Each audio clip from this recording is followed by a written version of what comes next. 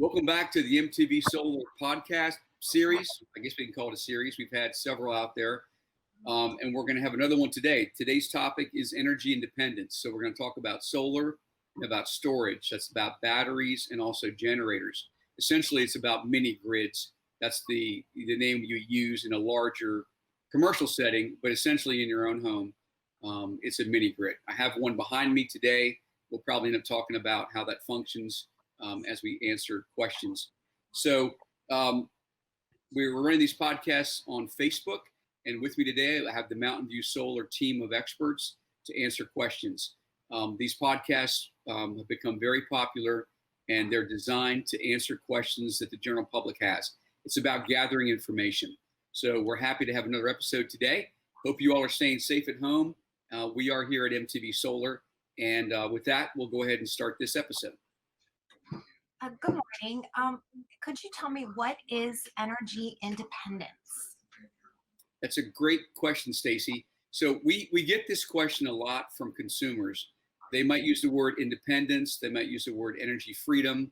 If they're involved in municipality or local government or federal government, they'll use the word resiliency. That's the correct word now in the DoD and in the government. So what it means to us and what we're hearing from our customers is that people want to have the autonomy to be able to run everything in their home or a large portion of what's in their home, even if the utility grid is down. So during storms, hurricanes, any kind of high wind events, having the ability to not be without power is important. What we're finding is that it's even more important now that a lot of folks are working remotely, working from home. So for me, and I think for everybody on our phone call today, we're all working out of our home offices. If I were to lose power at my house, I would lose the ability to work. And that's now much more important than it used to be prior to the event we're going through right now. So that independence, it means a lot of things to a lot of people. But ultimately, can I run my home and function normally even if the grid is down? And that's what independence means. All of the other words associated with that have to do with your vocabulary and how you look at it. Ultimately, people want to be able to function when the power's out. So that's how we look at it. And we've put in over 150 solar and battery systems in the Mid-Atlantic states. We're using lots of different battery chemistries, lots of different equipment. We've got, I believe, the most experience of any contractor in the Mid-Atlantic region residentially with solar and batteries and backup generators. So does that answer the question, Stacy? Yes, thank you very much. Thank you. So I've heard the terms off-grid and net zero and battery backup. Can you explain what those mean in a bit more detail? I'm not sure where the overlap is. Yeah, sure, Carrie. Yeah, it's one of those things that we always clear up early on in the conversation. We get asked or told that we want to go off-grid, and the thing that we want to clear up is, do you mean off-grid or net zero? Because they're two very different things.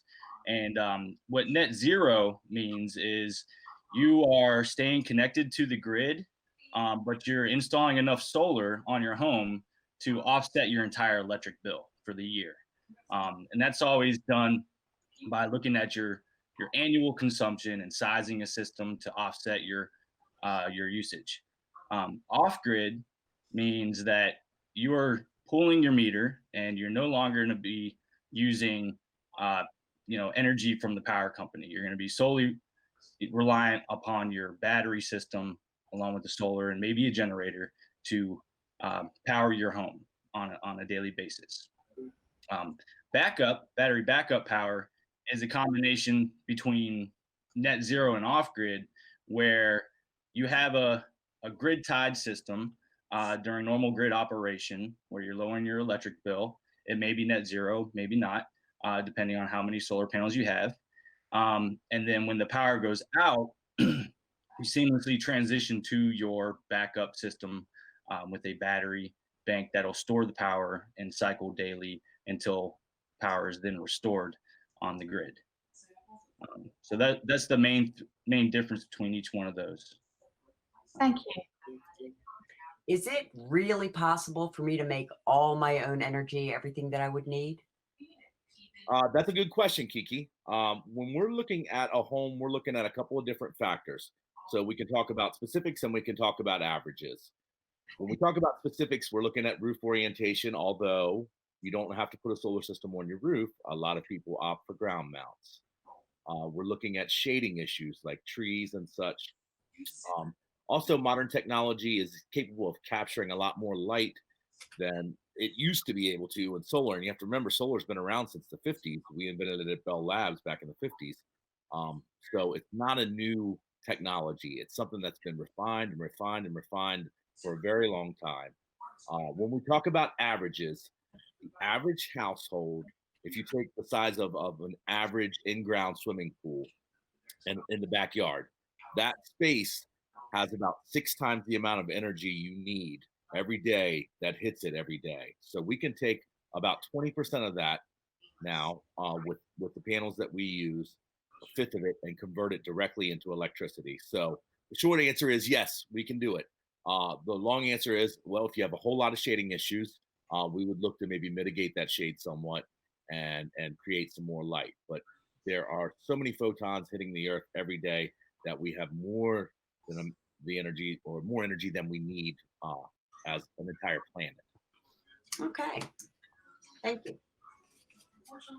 If I can get off grid, is there a reason to stay connected?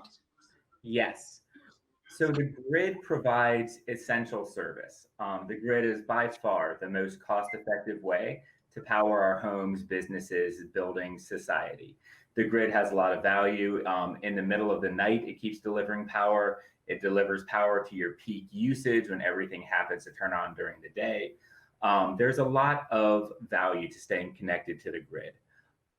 Now, what you can do and what we recommend a lot of times if you're already connected to the grid is, and you're concerned about a long-term, months, years long power outage, is that we can design and develop a customized off-grid solution for your home where it's off-grid ready. So while you're connected to the grid, it's in the background, staying at close to 100% charged.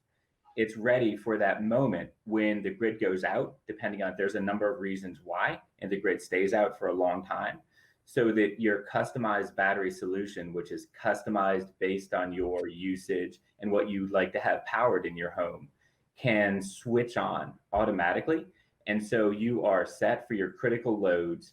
Often it's not your entire home, often it's your specific loads that typically looks like refrigeration, lighting, entertainment, water well pumps, hugely important.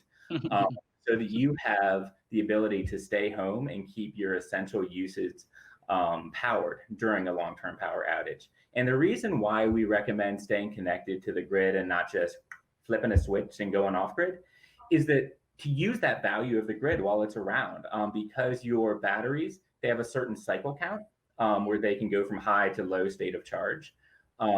And you want to save your cycle count for when you start using it, for when the grid's not available. There's no economic reason or long-term reason to start using that while the grid's available. So our recommendation, use the grid while it's here, have your system set up for the moment the power goes out for a long term, and then start running your home, your essential uses off your off-grid system. Thank you very much. I have an electric car. If there's a power outage, is there a way I can charge it? Congratulations, you have an electric car. That's a very good idea. Good question, Carrie. Yeah, we are, as you all probably know, electric cars are becoming very, very popular.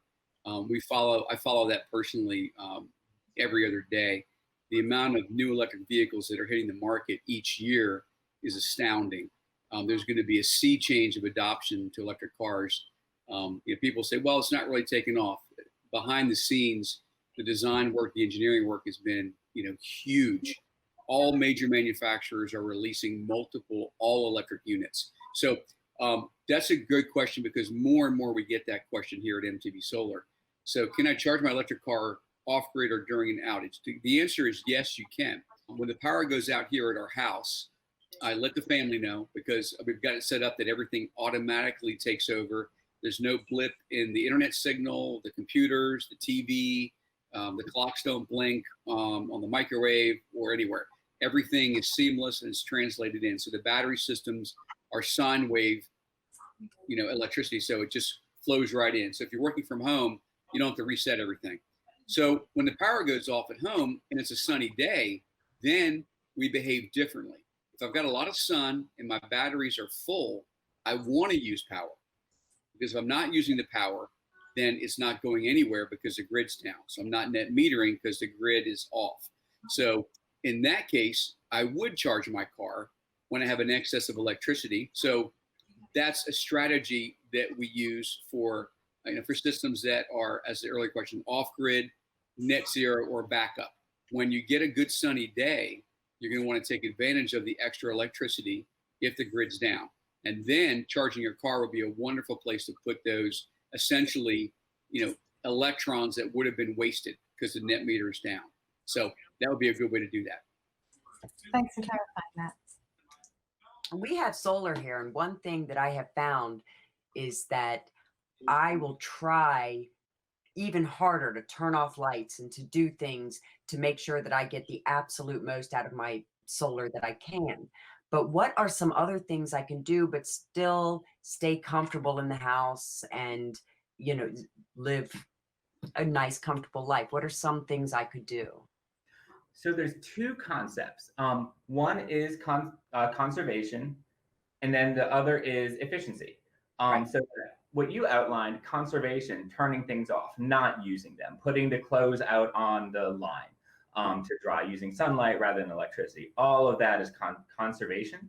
The second area is, which I want to focus on, is efficiency. Conservation is key and useful, but energy efficiency will allow you to maintain your same level of comfort, possibly increase your comfort, while using less electricity or less energy. So for one example, a water heater, say, you could have in your basement a electric resistance water heater using electricity, two heating elements, which are two rectangles on the front of the water heater. Use a ton of electricity, like 4,000 to 6,000 kilowatt hours a year. That's $500 to $600 to run that water heater. You could switch without any impact to comfort to a heat pump water heater that uses roughly a quarter, a third of the electricity. And instead, you're using between 1,000 and 1,500 kilowatt hours a year, and your costs are drastically down. Now, where that connects into energy independence is that it's going to be much more cost effective and efficient for your battery system if you're using less kilowatt hours, which is every kilowatt hour is a unit of electricity. You use less kilowatt hours to provide the same level of comfort. And I want to mention really quick that comfort is not uniform for the household, much less in between households.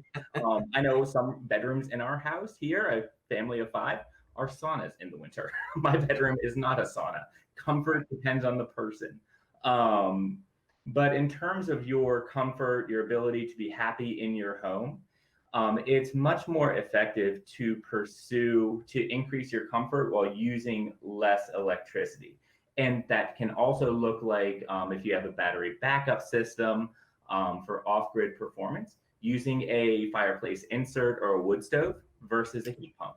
A heat pump uses a ton of electricity and amperage, where a wood stove, although it's more work, I used to have a fireplace insert, we had to change the logs all the time. That little tiny blower in there, that's all the electricity that's being used. Kind of same for a gas furnace. It can provide whole home heat by using a tiny fraction of the electricity and a tiny fraction of the draw on a battery system. So in all those scenarios, the goal is to make sure your critical usage, what's not really the nice to have, but the critical stuff, water, heating, comfort in your home, entertainment, can be powered efficiently from a battery backup system, because it's typically more cost effective to pursue efficiency and conservation too, efficiency and conservation, versus adding batteries and adding solar to a system. Okay.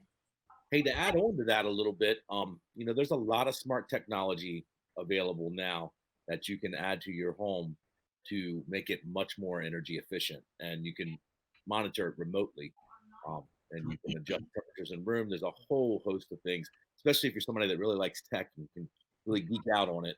There's lots of good stuff available these days. Okay, cool. What batteries are best for off-grid? That is a great question, Stacy. And if you Googled that, you'd have articles for days to read through. Because there's so many different battery chemistries out there and different takes and whatnot. You got sealed lead acid, you got flooded lead acid, lithium ion, saltwater batteries, iron Edison. The list goes on. But what we've done is, for off-grid purposes, narrowed it down to lithium ion technology wins. The cost of it has come down over time, and the attraction of lithium ion batteries is the amount of cycles that you gain by using lithium ion over like a lead acid battery, for example. You get thousands and thousands of discharges and recharges with a lithium ion battery. They also can charge and discharge quicker. A lot of the other technologies need to go through bulk acceptance and float charges in order to properly charge itself. And if it doesn't go through those stages, then the performance of that battery is greatly diminished. And lithium ion doesn't need that. So we've narrowed it down for off-grid systems to be lithium ion is the way to go. And it's reliable, it's sealed, so there's no off gases or anything in your home. And it just works the best. Adding to the whole safety side of lithium ion, as I mentioned, they're sealed, so there's no off gases or anything, so you don't have to worry about your home blowing up from off gases with hydrogen. But the other thing about it is they're controlled internally through a battery management system. So they're very safe. These aren't the lithium ion batteries that are blowing up, that you've heard. You're not gonna experience that in your house. They're very safe batteries, and they're lithium iron phosphate is the kind that we use. So what about the Tesla power walls? Stacy, we love the Powerwall. It's best suited for backup power or self-consumption. So we like to use the Fortress batteries for off-grid solutions.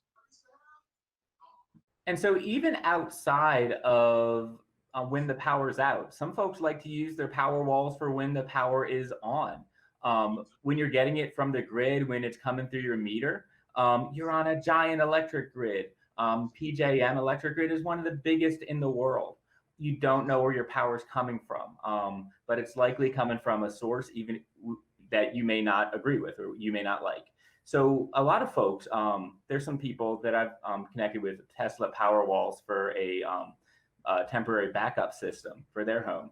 They have their Powerwall system set so it can use up to 85% of the stored electricity, which is a lot of the stored electricity in there overnight during cloudy days, so that they know where their power is coming from when the sun isn't shining. When the sun's shining and solar's delivering electricity to your main service panel, it's live, but if you flip on the washing machine, you're using that solar.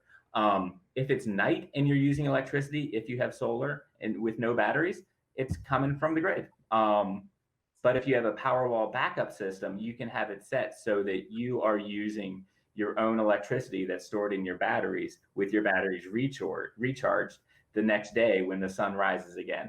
And, these folks that I've worked with are climate activists. Their priority isn't the long-term power outage situation. It's not the payback of a battery system. Their driver is a moral driver. It's a concern about climate change. So their focus is on knowing where their power is coming from, and they feel best. They know it's best when night and day it's coming from their own home. So I have a battery backup system. Do I need a generator as well? We like to we like to pair generators with battery backup systems. It's not a bad idea. Mike actually has that set up in his house, and he could probably elaborate a lot more on it. But it does sort of give you an extra option. And in some cases, it gives you the option to, during the day, use the power that you're generating. Also use the generator to charge the battery back up for that evening if your system's not, huge. Mike had an experience like that not long ago when 3 out of 4 of them had the flu and they had a 4-day power outage. Yeah, that was crazy. Yeah, so we recommend that if I'm looking at the second question today was what's the difference between off-grid, net zero, and backup. So what I would say is for a generator, if you're off-grid, it's mandatory. You have to have one because it'll be the tertiary component to your grid. You got the sun, you've got your batteries, you need a generator to power you in case you get a lot of cloudy days, or if there's a system performance problem with the unit. So that's important. If you're net zero, you can have one or cannot, and we suggest that you do. And if you're a backup, we suggest you have one as well. So what that says is, do you need a generator? We believe you should get a generator in all applications. Besides off-grid, you could add the generator at a later time. So the generator, the answer to that is yes, you should have one. Do I need it right away? No. You can get the solar and batteries first. There's a tax credit there that's good for this year and next year. That's important. Make the next expense the generator. You can do that at a later time, but be very, very aware that we want to design the entire system, including the size of the generator, and then we're going to give you recommendations on the manufacturer generators that we know work well. We also know the ones that don't work well. I'm not going to mention any of those here on camera, but we're going to give you good information about the generators we've seen working well in the Mid-Atlantic states for the last decade. So when my power goes out and I'm using my batteries, how can I tell how much more power I have, what I can use? Is there a way that I can gauge exactly what is left in my batteries and what I can do for the rest of the evening or days? So, we have a really good idea of exactly how much power you're making instantaneously with solar, the inverters, and the monitoring software that we provide. We also have an excellent tool for looking at exactly what your energy diet is like at your home. And actually, we're going to pull up on the screen one of our Lydian's house. Lydian and Mary Kate have an E-gauge. So this E-gauge is essentially a data collector, circuit by circuit in the house, that we use to gather data and information for modeling our future battery systems for our clients. So what this does is it records, I think every couple of seconds, exactly how much power their home is using by circuit. So if you look at the screen, you can see that we've got power used. We know how much is being generated by the solar, how much is being used by the HVAC system or the mini splits or all the different circuits that we've monitored. So we're developing energy signatures for consumption at their home. Now, everybody's home is different, but we're going to get some norms here, and we're going to be able to model out the consumption of an average house and then use that in the modeling that we put together when we're designing your solar system and battery system and the generator that needs to be there for backup. So the E-gauge is a wonderful tool that we now are using on all of our commercial projects, and we're starting to add them more frequently in our residential projects. And we really want them to be included on every battery backup system, because with that, we can tell the client, based on their use pattern, exactly how much power they're using. And here's the old analogy. In your car, when you're driving, you know how fast you're going, and you know how much fuel you have left, okay? In your home, you never know how much fuel you're using, how many electrons you're burning, how many kilowatts you're using, because you're not watching it. It isn't a granular data component. You find out 3 weeks after you used it when you open up your utility bill. You see what happened. Here, with knowledge, people will react. When you see that your gas tank is, on E, you stop and get gas. You know why? Because when you're a teenager, and maybe more recently, you ran out of gas and you're stuck.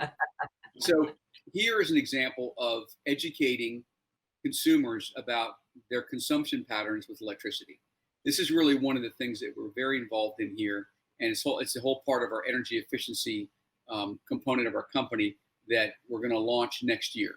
So this tool has been a wonderful way for me to watch how much power I'm using and to gauge my consumption patterns for the nighttime. That's really cool. So Mike, does MTV Solar install the generators too? That's a great question, Carrie. We do not. We have a network of expert companies that we use for generator installation. Generators are, a complicated equation, and you need a good company that has an excellent service team. Depending on which region you live in, we have a network of people that we work with that will put the installation, that will install the generator to our specifications that we've drawn. It's very important.